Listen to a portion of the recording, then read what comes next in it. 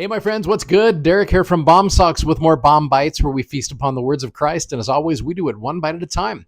So we get the awesome opportunity of getting into sections 10 and 11 of the Doctrine and Covenants this week. And we've got some great videos from our B.O.M Bites collection to help you enjoy this section even more. And if you haven't already, you got to go check out our amazingly comfortable gospel-themed socks at BOMsocks.com. Godspeed, my friends, and enjoy the episode. So this week we're doing sections 10 and 11 of the Doctrine and Covenants, and I love these sections. There's a lot of truth we're going to cover that I think really are applicable to our day. So in order to get us rolling with this, you got to understand a little bit of context. So the context here actually takes you back to section 3 of the Doctrine and Covenants, where Joseph Smith and Martin Harris lost the 116 manuscript pages. Again, a devastating time in Joseph's life and in Martin's life. We talked about that a couple of weeks ago. And this talks about how they're able to get the plates back and the ability to translate back. Naturally, they want to roll forward with this. And so the question is, what do we do with 116 pages? Well, I love how the Come Follow Me manual addresses this. It starts off, the very beginning of this is so cool. Let me read this to you. It says, as the translation of the Book of Mormon progressed, a question naturally arose. What should Joseph Smith and Oliver Cowdery do about those pages of the translation that had been lost? The logical thing might be to go back and retranslate that portion, but the Lord could see something that they could not. I love that statement. Wicked men were plotting to alter the words on those pages to cast doubt on Joseph's inspired work.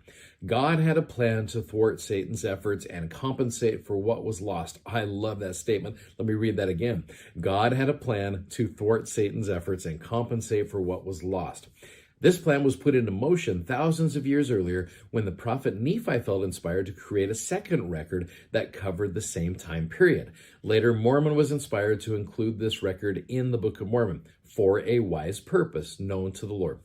My wisdom, the Lord said to Joseph, and I love this statement, is greater than the cunning of the devil. One of the greatest statements in the Doctrine and Covenants. We will talk about that this week.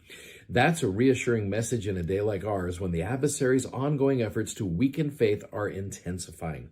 Like Joseph, we can be faithful and continue on in the work God has called us to do. Then we will find that he has already provided a way so that the gates of hell shall not prevail against us. And I love that. So what a great place to start us off this week. Now, as we're doing this, I do need to tell you, one of the things that I always tell my seminary classes, at the end of every lesson, I tell them 5 things. And I think I may have mentioned this in a previous episode. I always say, the church is true, life is good, God is in charge, Satan hates you, and the Savior loves you.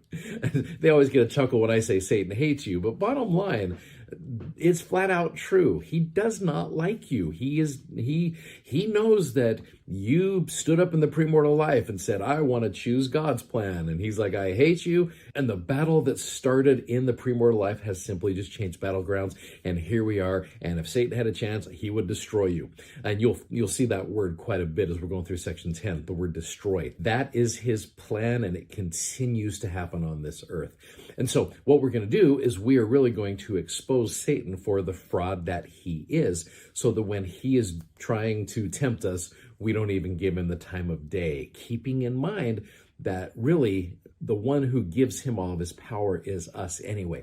So I want to try to help strengthen our resolve and not really give him tons of credit. I mean, I don't want to discount his power, but at the same point, keeping in mind where that power comes from. So the plan is to expose him, like I said, for the fraud that he is. You're going to see that unfold. And then we'll finish up with section 11 in the last couple days of the week. So, hey, thanks so much for watching. Thanks for subscribing, and thanks for sharing these messages. As always, we are so grateful that you do that. And if you like what you see, please click the like button. It gets that message out there. And of course, like I said, check out our socks, BOMsocks.com. Godspeed, friends. We'll see you. Take care. Bye-bye.